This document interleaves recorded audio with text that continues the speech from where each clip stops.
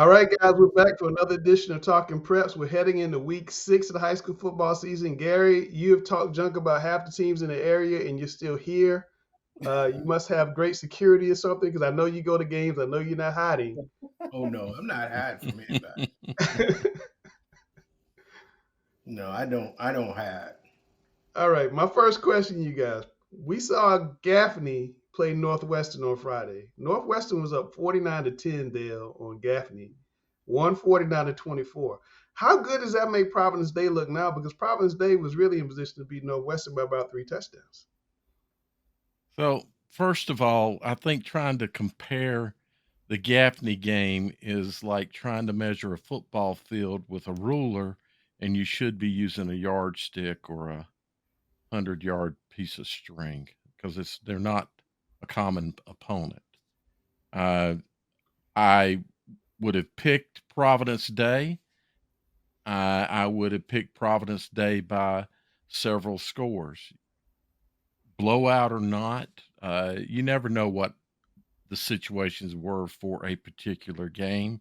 I don't think that Gaffney or Northwestern were on the level of Providence Day going into the game. So really, Northwestern Gaffney has no impact on my thoughts of where Providence Day is. I still think they're the best team in North Carolina and can beat probably anybody in both states on a given night. I think, as we've all discussed before. So honestly, I don't use that as a measuring stick of making them better. Uh, It's like they State are said what I last thought they week. were. It's What's that, about Gary? matchups. It's about Mm. matchups. You know what one Exactly. team does effectively may not be what another team does effectively. So you can't compare scores because, and I'm just using this as an example. Say one team is a run dominant team and the other team is a pass dominant team. So how they attack Providence Day, it's going to be completely different. So you can't say, well, they scored this amount and they scored this amount, so therefore they're this much better. It doesn't work like that. It's about matchups. Exactly. Alex, if you're from the East, what do you think? Did Northwestern's win over Gaffney prove anything about how good Providence Day is, or not? I think it's completely unrelated because as Gary just articulated, it's about matchups and styles of play, and we could sit here and talk for days on end about how some teams won state championships because of matchups, and we all know that in a lot of cases, had another team won a semifinal game, then it would have been a less favorable matchup in the state championship for the team that went on to win the state final. So I don't think there's a lot to be taken from it Mhm. because of the reality that every game is about how two teams match up. Fair enough. Fair enough. Alex? Do you believe Providence Day is the best team in North and South Carolina? Do you believe that? Well, I certainly won't go that far Mm. because we have too many instances when you can look back to the first time that Butler beat Independence. They got it done in the regular season, but Yes. then we saw what happened in the state playoffs, and it took a little while longer for Butler to get over that hump and get the job done in the postseason. And the last thing I'm going to do is give Tommy Knotts or uh, Aaron Brand or anyone else some additional ammunition going forward. We all know that those are great coaches who have great programs, Mm. and South Carolina football has a great tradition. I know everyone here knows that I don't believe in home field advantage or anything like No, that, you don't. and that these teams all can play well and can play well anywhere and on any given day with, as we said, the right matchup. Any of those teams could win and wave the banner proudly for North Carolina and or South Carolina. I'll say this, guys. I think if Providence Day is able to run the table, get by Raven Gap maybe twice, and get by Charlotte Christian, and do so in a fairly dominating fashion, I asked you guys last week, are they historically good? I think if they do that, they are historically good. Where they are in that history, I'm not sure. I need a little bit more time to think about it. and not be prisoner of the moment. But I think if they do that, they'll be historically good. We'll see. I mean, there's a lot of football. This is like week 6. There's a lot of football yet to be played. Providence Day has a tough game up at Christ School this week. That's going to be big. Gary, you saw Hickory Ridge finally win on Friday night. Got to 1-4. And afterwards, Jupiter Wilson made some comments to Cam that apparently ruffled some feathers with some of the greater Metro coaches. Let's hear what Coach said. It was tough for our kids, going through non-conference. Like I tell those kids, we kind of set ourselves up for that, been playing well, so we don't necessarily get the scheduled cupcakes or anything like that. So we take them as they come. Yeah, so, just understand, like I told those kids, we're not going to face a better team than we faced in those first 4. So now it's going to be about execution, going out there and doing what we're supposed to do. And I thought for the most part, offensively, defensively, we did that. We had some mishaps at the end, special teams, a little bit on defense, a little bit on offense, and some things we just got to make sure that we're in control of as it relates to in-game situations at those times down the distance.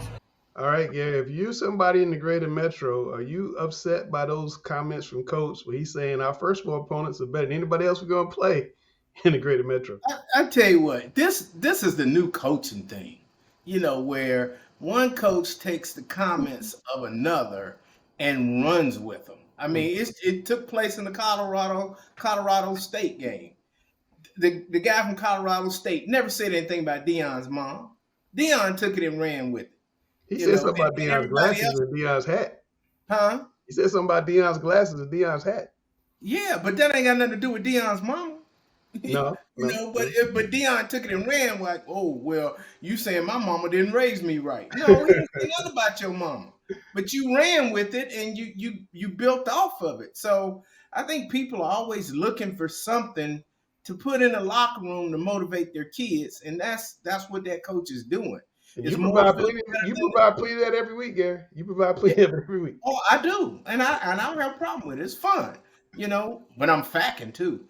But the idea that Mooresville is not as good as or is better than Chambers, who Hickory Ridge played, or Independence, who Hickory Ridge played. He's seen the film on all the schools, and that's his opinion. What's your opinion? Is anybody in the greater Metro 4 better than the first 4 teams they played? Porter Ridge may not be at the level. May not be at the level of Mooresville, but I think Independence, who they lost to, Robinson has been a big surprise, but they're a big physical team. And of course, Chambers, they're all great programs this year. So, he's seen film on all of them, and that's his opinion. You say the coach ain't lying? I don't know, because I hadn't seen Mooresville, so I don't know. Dale. So what he didn't say is how good or bad Mooresville is. He just said he's played better teams. That doesn't mean that he's saying that his team is better than Mooresville. He's just saying he doesn't think he's he's saying that we won't play anybody as good as those first 4. That's right. But did he beat those? No, he didn't. No, he did not. So, right. So, and he got beat kind of handily too. So does that really mean anything? Like Gary said, it is locker room material. It's probably not good locker room material for his own team, because he could set a mental point in his players that, this is going to be an easier week than what we've gone through. So you got to keep them fighting. But the key thing is he did not say that his team is better than Mooresville.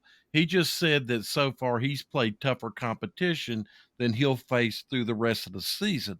Now, that doesn't mean necessarily that he would. No, he said his competition is better than Mooresville. That's what he said. So, and he has played tough competition. There's no question.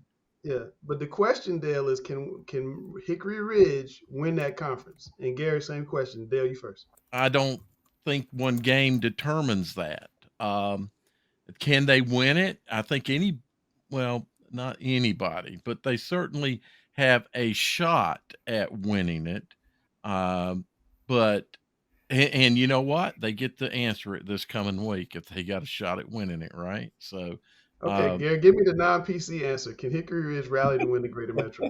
I don't think Hickory Ridge is favored to win it now as much as they were back in August. Put it that way. I Yeah. don't think they're as good as they thought they were going to be. Can they still win it? Yes, but I don't think they're going to go through and finish 6-0 in the conference.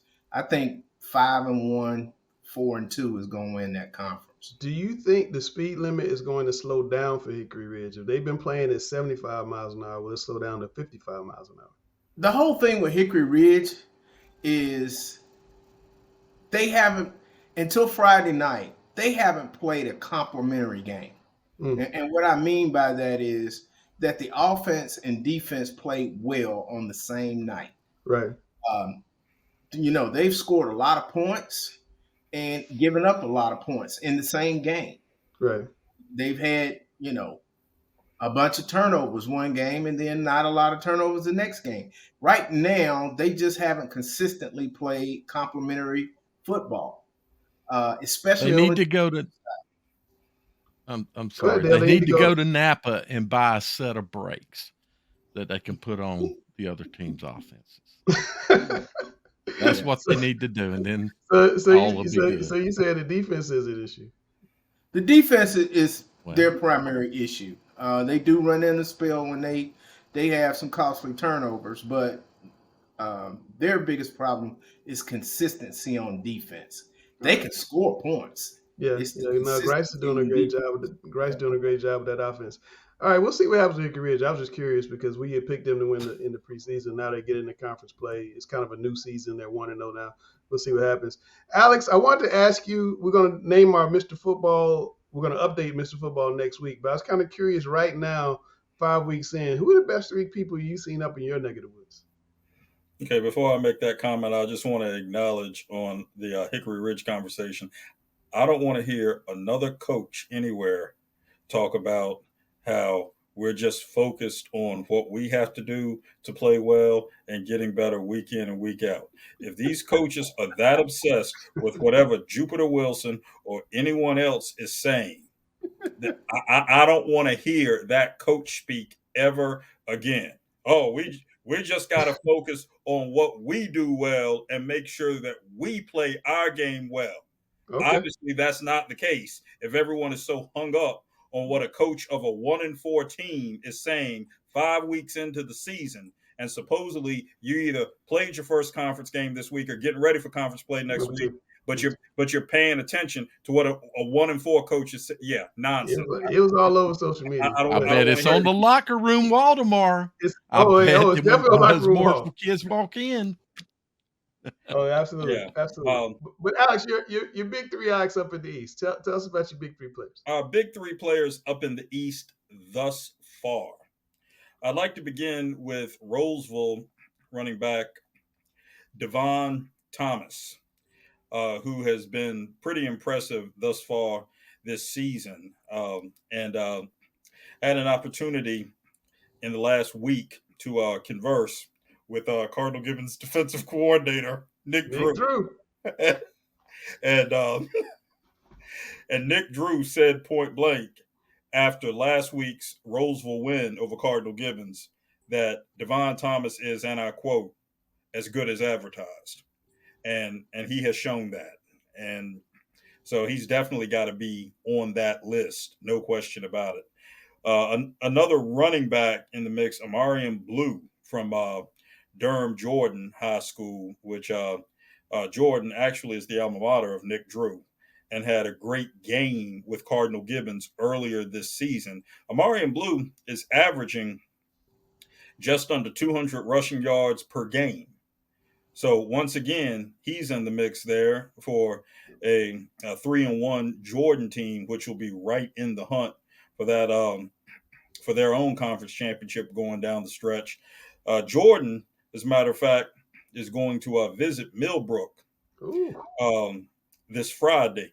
And that Millbrook is the home of our third kid on the list, Mason Fortune, the quarterback of the Millbrook Wildcats, who, as we all know, is a little under-recruited, but has been putting up stellar numbers for the better part of this third year as a starter. Yeah, So Marion Grayson, Blue, Griner, and Chris had him as a finalist last year for Mr. Football, so we're very and he's familiar. right in the mix again. This is a first opportunity on a stage with someone like an Amarian Blue, who, as we know, has been explosive.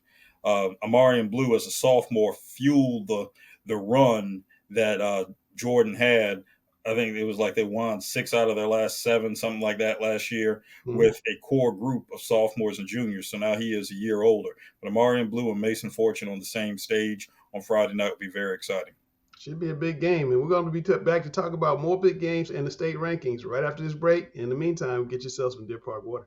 Deer Park is celebrating its 150th anniversary. Deer Park? That's good water. You can taste how pure Deer Park is. Deer Park, that's good water. Deer Park, that's still good water. All right, guys, we're back with our state rankings. I have our 2 coaches, Bryson Griner. I got Cameron back on the screen. Chris is not here. I'm not as good as Chris. I'm going to have to lean on Grice a little bit, who is as good as Chris. We're going to start out with our 8-man rankings.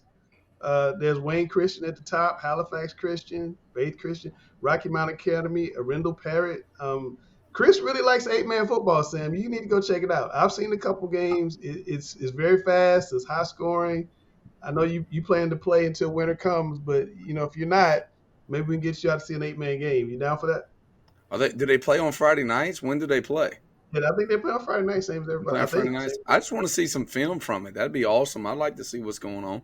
The strategy. Tell you what, one of you 8-man guys nominate for Grice's Gems. We'll put you on Grice's Gems. We'll give you the call and get you guys on. And Grice, can we do that? Yes, right, let's do that. Somebody nominate for Grice's Gems. We'll definitely get an 8-man person on and talk a 8-man football. I don't know a lot about it. I'd be really fascinated to hear from a 8-man player and or coach to come on Grice's Gems. All right, here's the 1A rankings. I got a question, y'all. I know Chris has Tarboro number 2, but is the 1A really the Tarboro Invitational, Grice, or am I mistaken?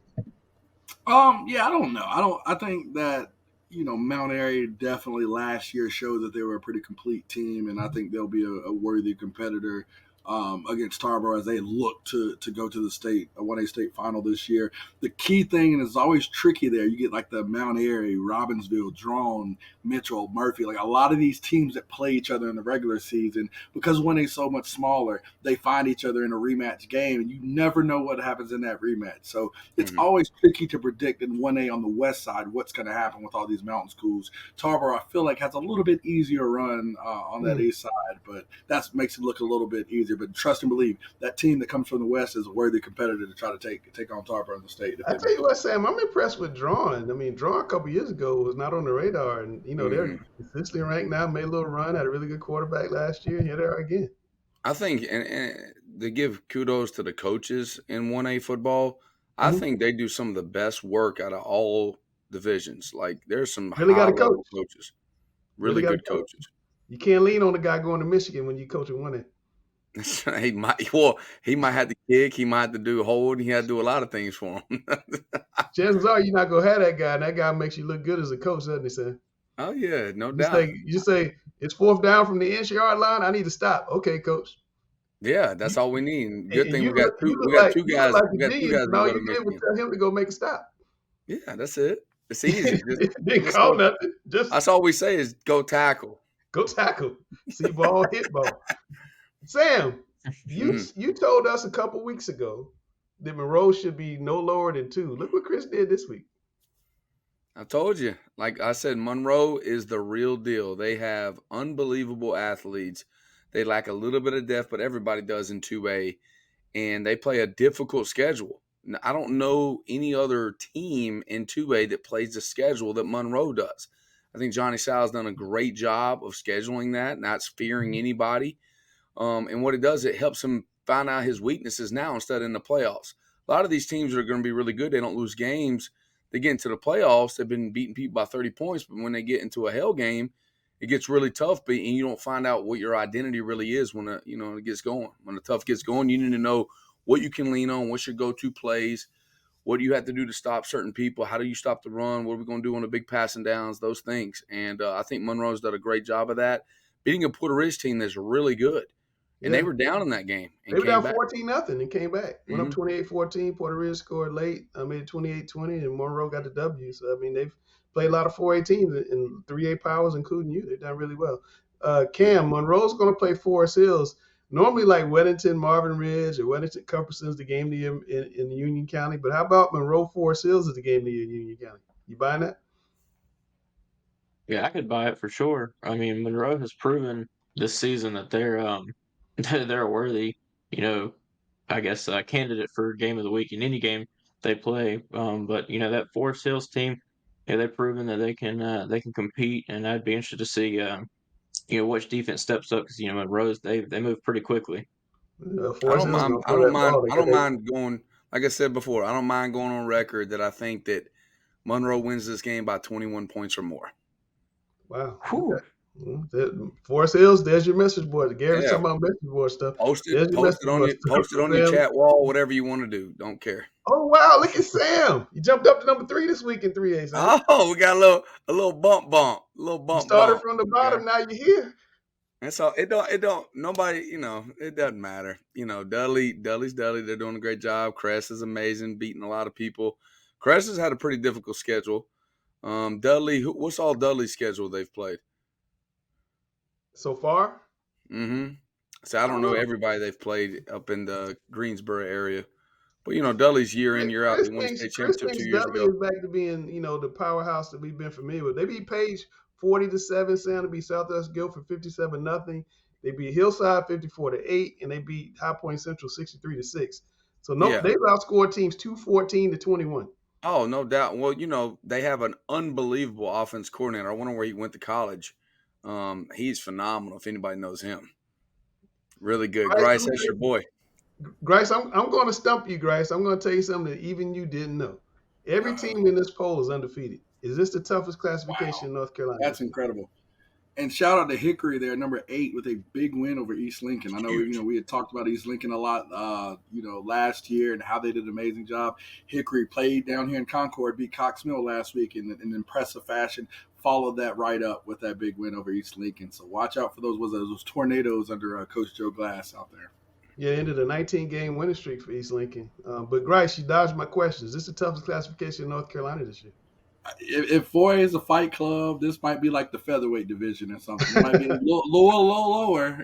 I'll give more credit. Maybe welter grinder. You guys definitely got some blows down there, but definitely a little lower than 4A. But you've just got an amazing group of teams here, and a lot of these teams, is funny enough, play a lot of 4A competition. Yes. And I think that's kind of the joining thing here is these 3A teams really punch above their weight to continue the metaphor.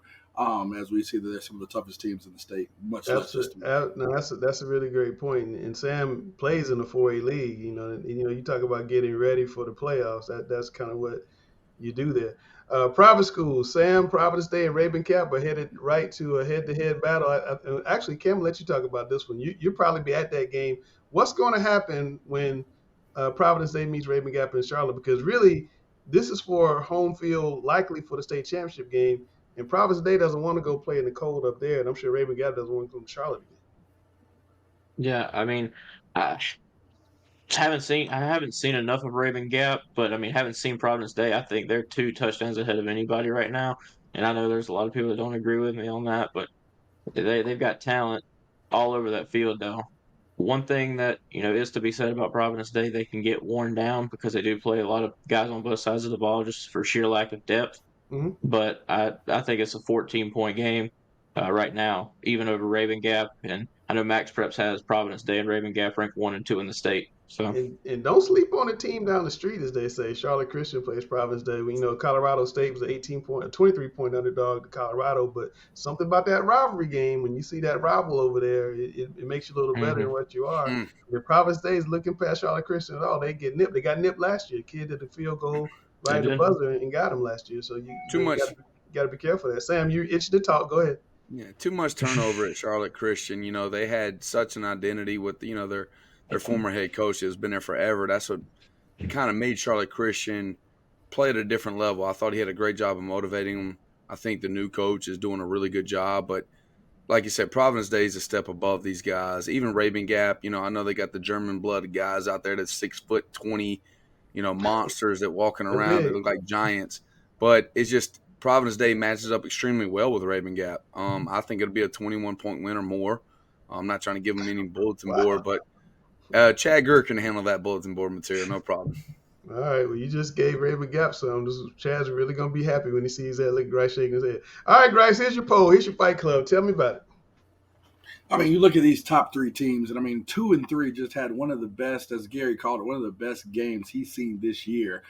We know Grimsley has the talent. I mean, led by quarterback Faison. I can't think of Faison's last name, but again, quality quarterback, 10 plus D1 offers. I mean, Grimsley's just loaded with talent. Alex Taylor, receiver there. You look at Butler. I mean, what they did, I still say that's the most impressive win of the season, them going down to defeat Langston Hughes with their big-time QB Aaron Nolan down there.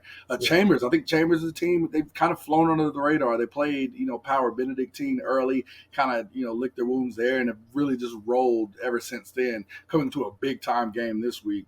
I mean, Alex has talked a lot about Rollsville. I think he's, mentioned a lot of stuff they had going on with Coach Rainier Rackley's first year. He's really kind of kept everything moving just how it's been. Chris's guy, Todd Willard at East Forsyth, had a little scare this week with Reagan, though. I saw that score. That was one of those scores as I'm, got my eyes wide open as I'm looking, trying to see how that's managed there. But, I mean, they're still, ready to go. We look at Huff there at 7. They're a sleeping giant. I mean, I think, this Chambers Huff game, and of course we'll always talk about that later, but getting that big time win here can really vault you up this ranking, as a lot of these teams really are so good that some of these games aren't real games here. 8 there at Cleveland. My favorite quarterback in this state is Jackson Bird out there. I think he's a real difference maker. Talked about him a lot last year. Even I think he was a sophomore then. He's going to be looking for blood on the east, in the eastern side of the state as it gets in the playoffs. I mean, what could you talk about a Cleveland Millbrook matchup with Bird and Fortune as two of the top quarterbacks out there down east?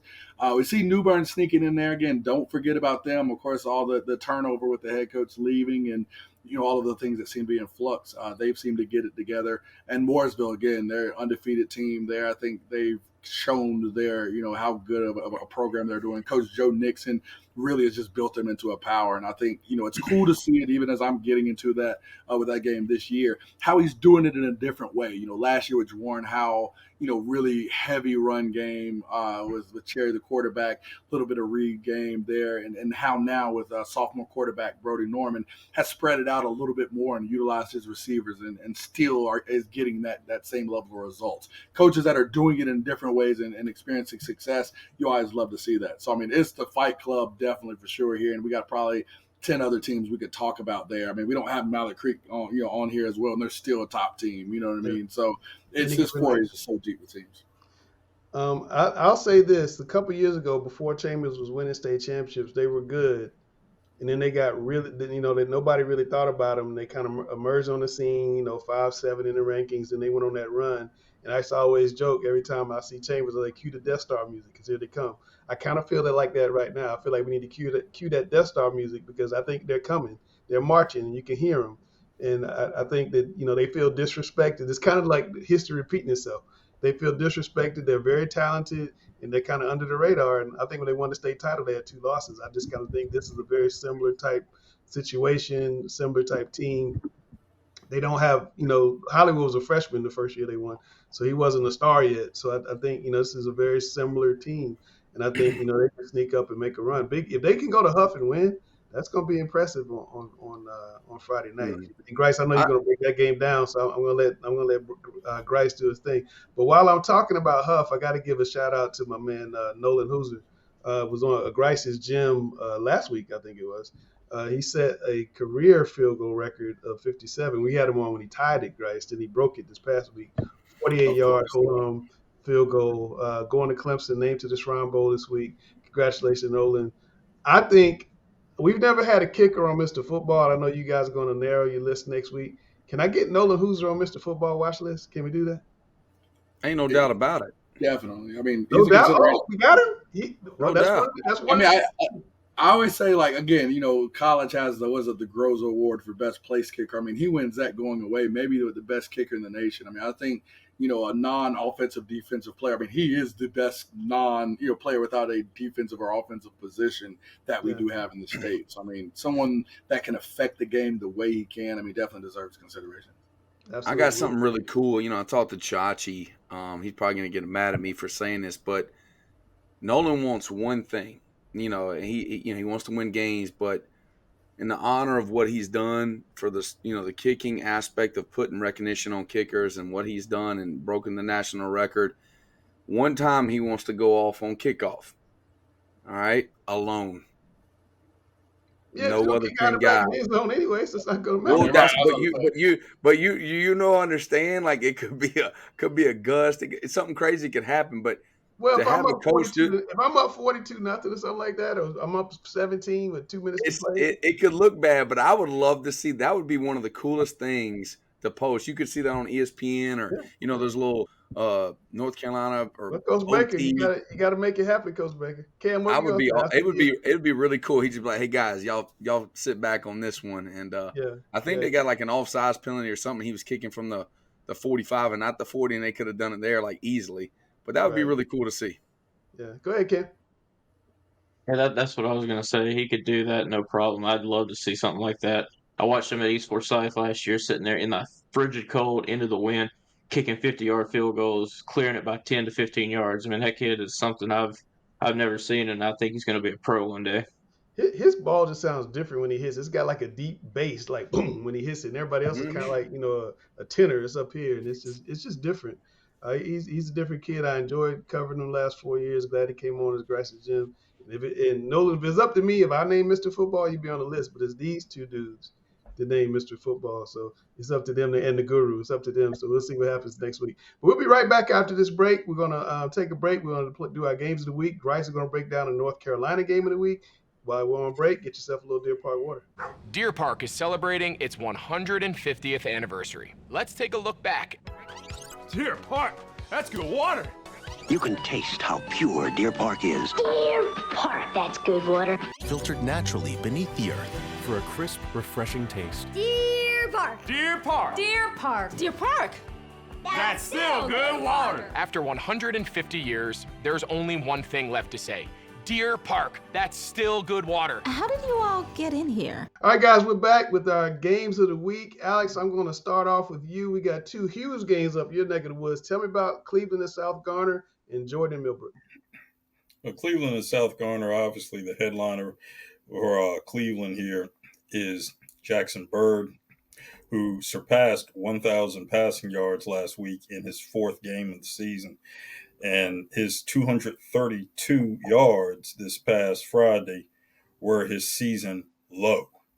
232 was his season low. He's at 72% completion, so just being very, very consistent for an undefeated Cleveland team, which will continue in conference play at South Garner this upcoming week. South Garner with Nnamdi Okobo, who's headed to Georgia, the big nose guard, just the latest in the line of talented gridiron stars out of the town of Garner with two high schools now. I mean, obviously, we could go back and we could talk the likes of Naheem Hines, or we could really go back and talk Anthony Barber on that 1987 Garner championship team. But this young man headed to Georgia, the latest in the line. South Garner looking to rebound from a tough 14-6 loss to Garner last week. So pivotal conference game right there. That Jordan Millbrook game, we talked about that earlier in the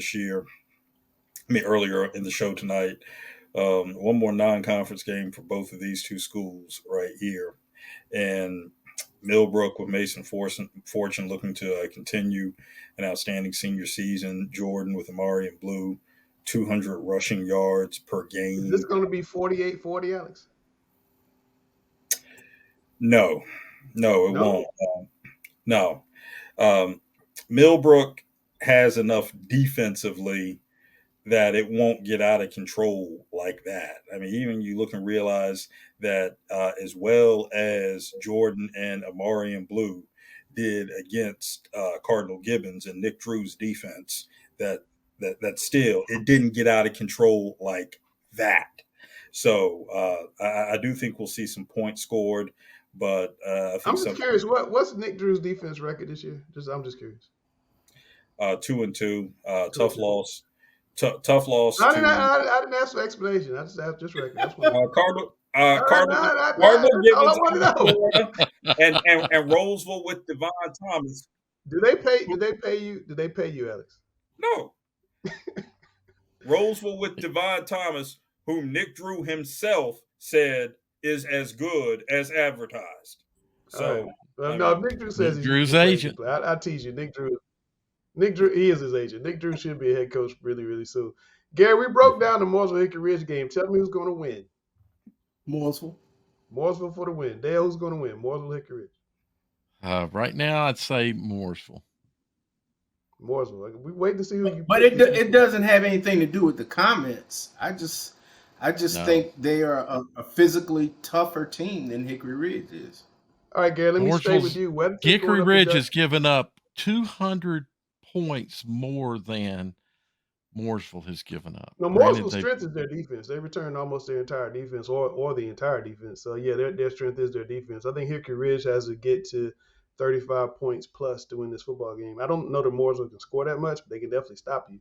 So if Hickory Ridge can get behind them with some big plays, I think that can be – they're probably going to need 3 30-ish plus yard plays, 40-ish plus yard plays to win that game, I would say. Gary, I'm going to stick with you. Weddington's going to Dutch Fork. Dutch Fork started off really slow, as we know.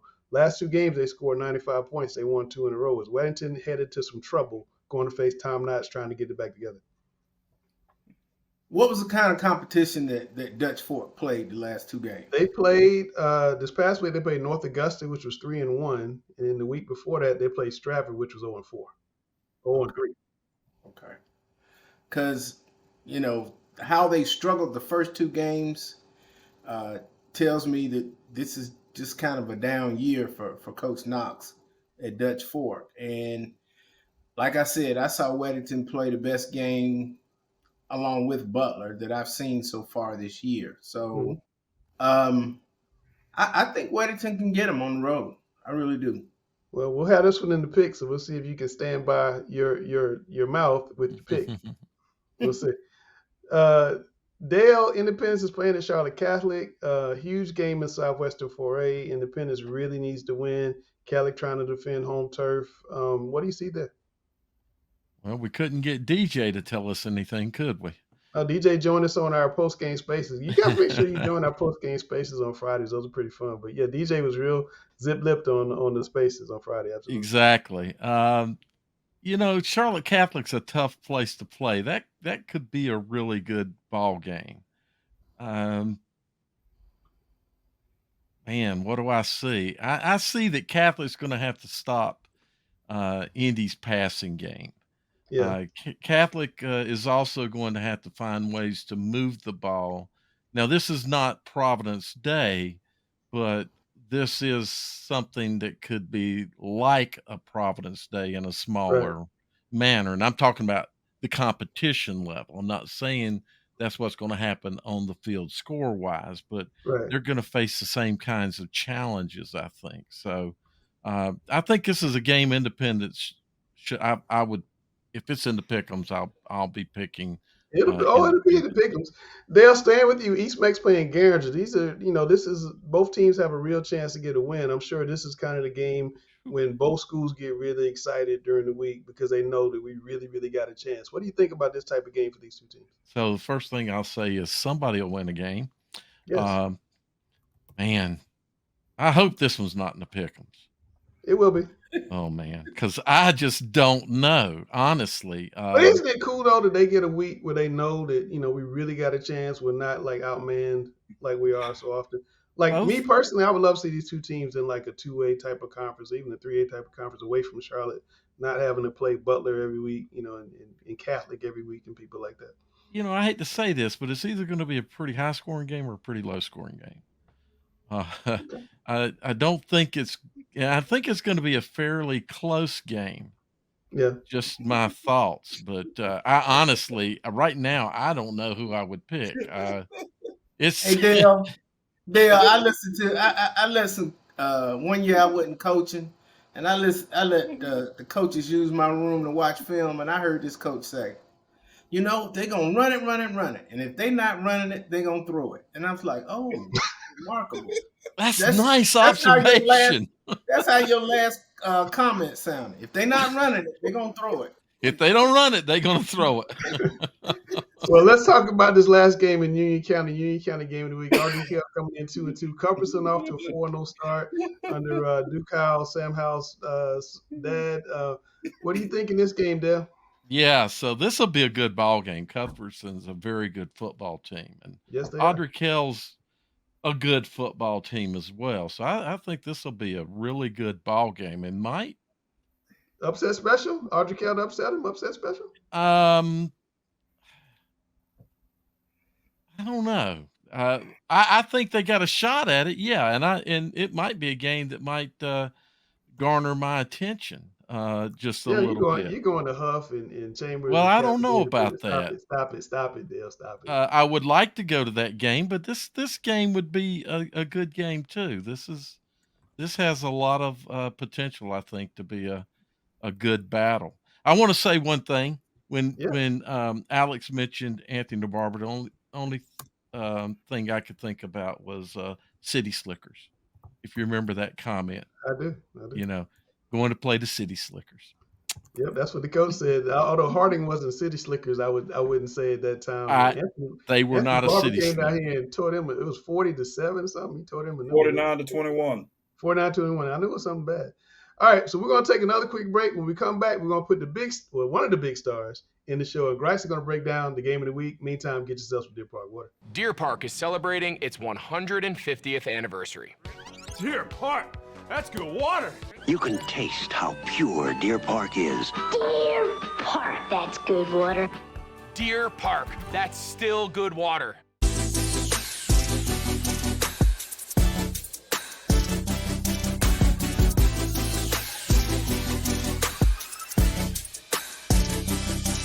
What's going on? It's that time, the Grice is Right game of the week. We had to choose Huff versus Chambers. I mean, this has consistently been one of the best games each year. And the way things have shaken out a lot of times, it's almost been a de facto conference championship game this early in the season. So let's break it down. So first, it's going to be a battle of the Treys. You got Huff quarterback Trey Blakeney, as well as the new Chambers quarterback, Trey Robinson, coming over from Mallard Creek. Both of these guys are really experiencing their first full-time role as a QB1 for their respective program. Whoever's able to get into this big game and settle down is going to be the guy that's successful, and probably the team that's going to actually win this game. So whichever Trey can get settled at quarterback for both of these teams, I think is going to be successful. Special teams definitely is going to be the key here. We know Huff has that decided advantage. We talk about the guy, one of the best, as I call him, best player, non-offense or defensive guy in the state. I mean, he really impacts the game in so many different ways in Nolan Hoosier. Chambers is going to have to be error-free also on their side of the special teams to make sure that that's not such a decided advantage that could rear its ugly head. With both defenses being, extremely talented, we can see field goals being important here, and we know that Nolan has that Steph Curry range on the football field. So hopefully Chambers is able to be error-free to kind of mitigate that advantage for Huff. And then finally, with you having two coaches, I guess it was a combined 3 years total with their program, and head coach Deshaun Baker's first year leading the program, Coach Brandon Wiggins, of course, second year with the program. Who's going to put their stamp on this rivalry? I called this a rivalry of excellence. It's not necessarily a crosstown situation here. It's not like the kids per se are live by each other or whatever, what have you. This is just a rivalry of two teams that have been really good for a long time and meeting in big time games. So which coach is really going to affect this game and kind of put their stamp on it? I mean, we've seen, certain teams, in the past, with Coach Jenkins and seen with Coach Fairby, we've kind of seen teams play a certain way, with Coach Baker and with Coach Wiggins. What are they going to do differently to shake this up and get a win for their respective program? So let's go ahead and get these two guys in. Of course, two guys that can break it down. So we got Gary Richmond, who's been a coach at one of the schools, and Coach Griner, who plays both of these schools each year. So we'll go to you. I coached there too. I coached there too, believe it or not. Yes, sir, you did. I apologize. That is correct. So Gary, we'll go to you. What are your thoughts here on this game? Well, you always try to break it down in three phases. I automatically give special teams to Huff in the kicking game. So, okay, so now what about the other two phases? I think the defenses are even. Okay, I think they both have great defenses. So I think it comes down to which offense can make a couple of plays, sustain a couple of drives, and not turn the ball over is going to be the key. I think there's probably less pressure on the Huff offense because all they have to really do is get to the 35, whereas I think Chambers has a little bit more pressure to they have to get closer to the end zone for their kicking game to be effective. So turnovers and whichever offense can make a big play to flip the field. I think the defenses are equal. I think Huff has the kicking game, and I'm gonna have to look at some film on these two offenses before I make my pick tomorrow for the Observer. Because I've seen some of Huff's offense. I hadn't seen Vance at all. I mean Chambers at all yet. So I've seen both these teams, a decent amount, not like in a live game, but watch film just, because we play both of these teams. So I got to be careful what I say here. Both of these teams are really good.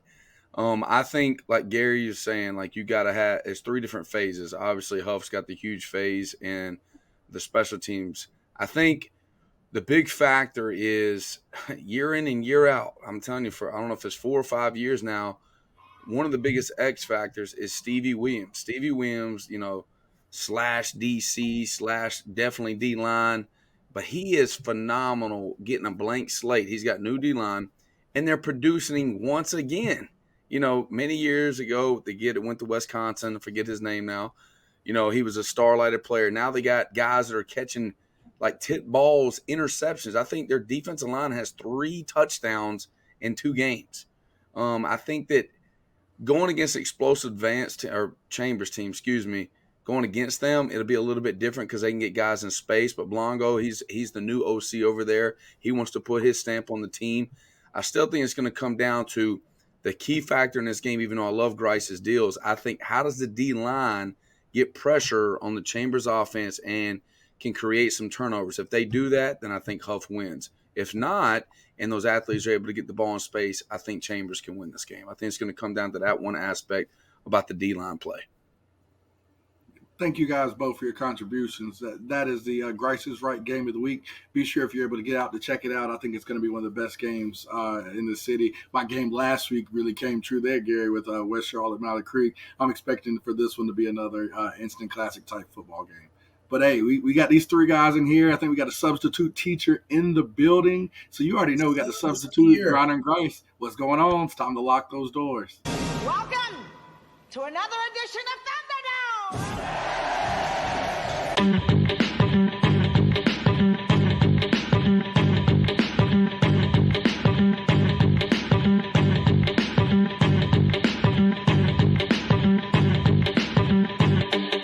All right, Grice.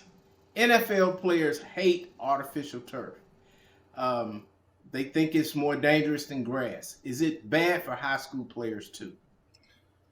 I'll say no here, and here's my rationale. Not just because we just got some new turf. That new turf is actually pretty amazing.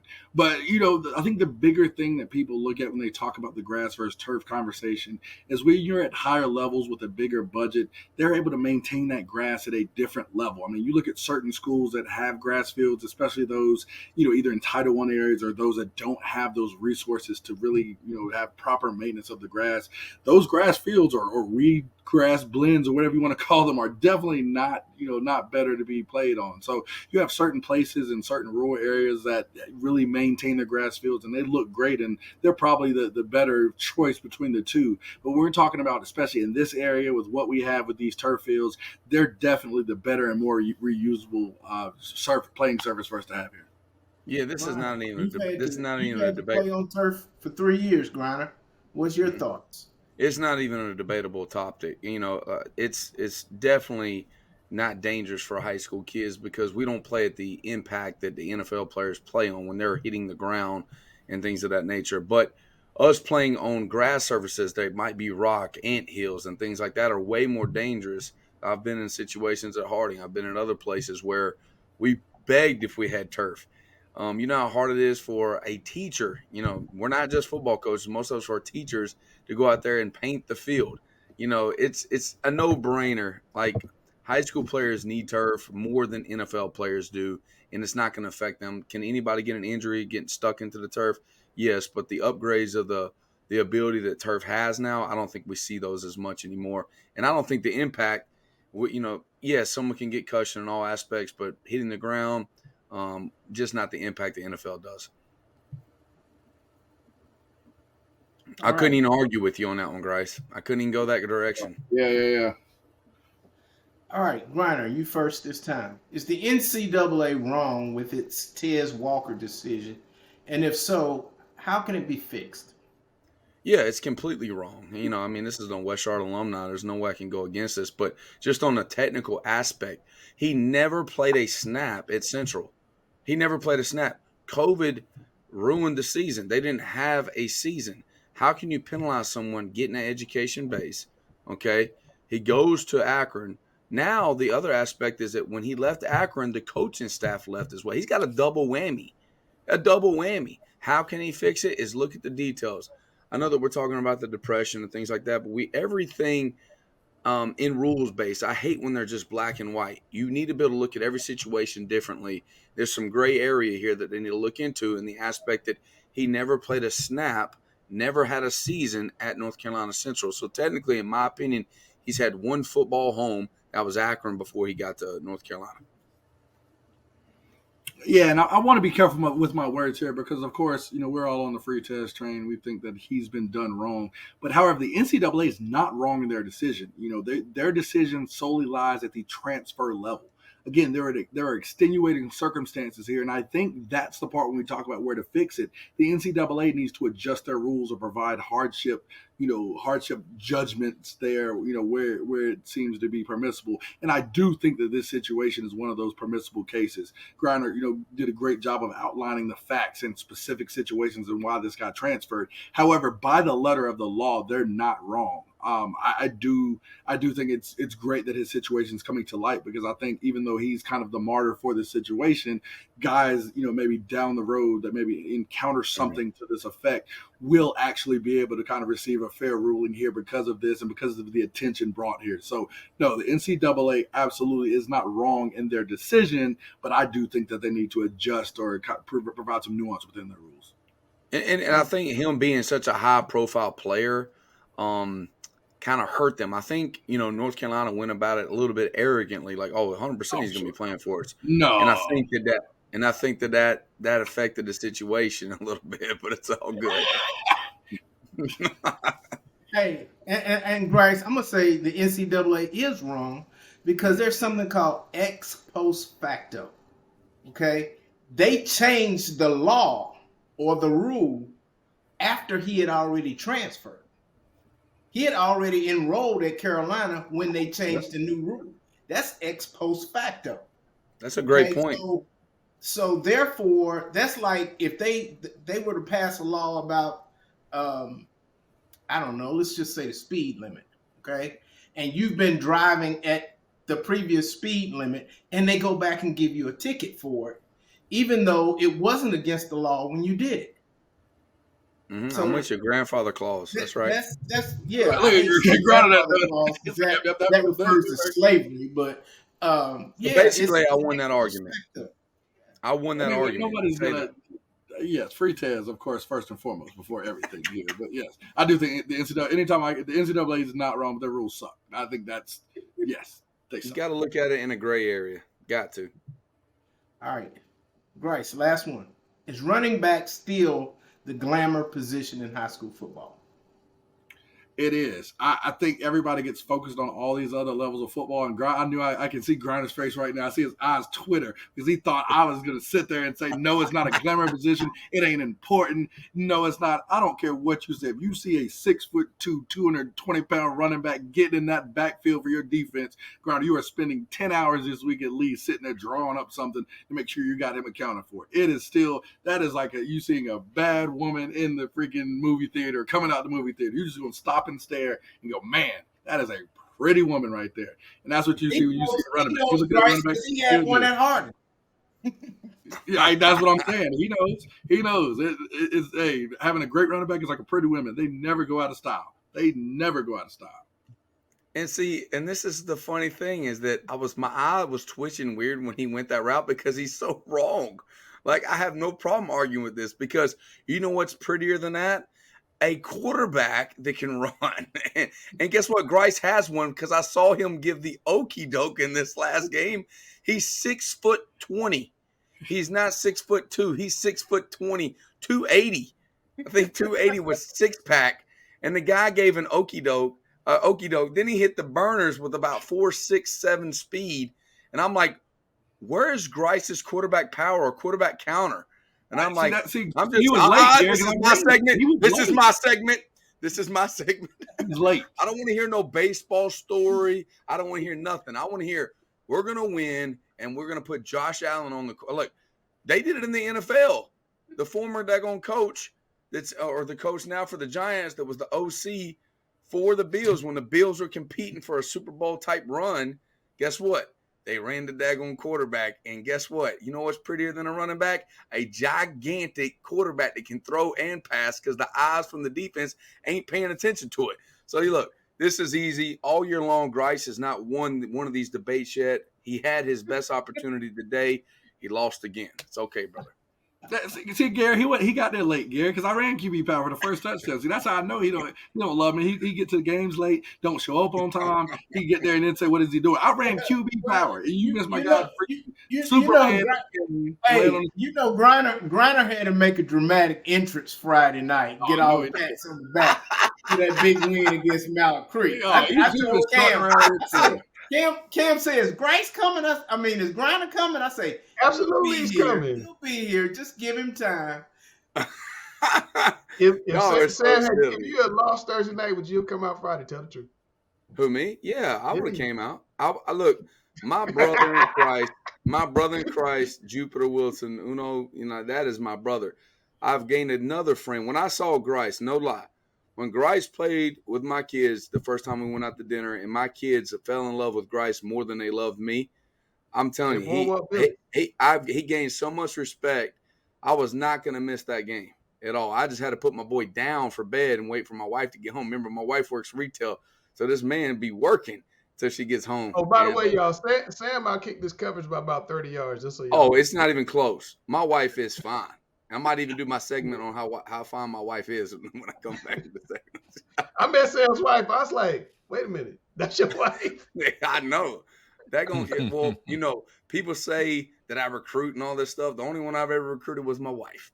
I feel you on that one. All right, so if we're gonna put the big stars in one shot, Sam, what are your final thoughts? Final thoughts. We're playing for the West Side Trophy. West Met going against West Charlotte at West Charlotte. The fish will be cooking. We're gonna have the barrels out there, and I would love for everybody to come out there. It's gonna be alumni night, and I would just absolutely love, to be able to communicate to all the alumni. I want to hear some of the great stories. I fell in love with this tradition and just would love to do this. Well, it sounds to me like, and Gary's seen it up close, it sounds to me like the old dub is coming back. As long as you keep winning, they'll keep coming. So, no pressure there, Sam. But once you get them back, if you lose, you're going to hear about it. Oh, we're winning games. Like the Cowboys fan base in some ways. My kids were crying last game or not 2 games before. They're like, Daddy, why do they talk? I said, look, I do the one thing in life where everybody's got an opinion about. Like, you can go to the doctor, you can go somewhere else, but everybody's got an opinion. My little man's crying on the other side right here, right now, but everyone has an opinion about the coaching. No matter other jobs you do, no one's got an opinion about it but this. That's true.